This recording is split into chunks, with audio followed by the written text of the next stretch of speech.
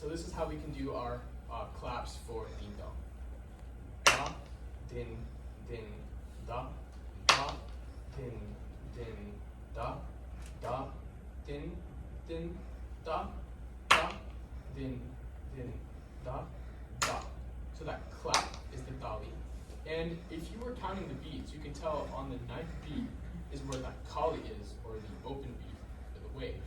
And the first beat, the 5th beat, and 13th beat of that 16-beat cycle are where the dalis are.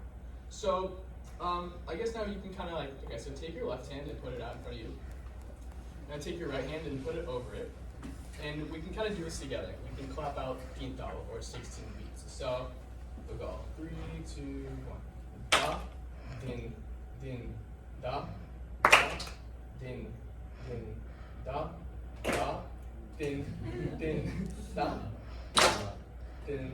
This is another cycle. Da, da, din, din, da, da, din, din, da, da, din, din, da, da, din, din, da. Now I'll count the beats.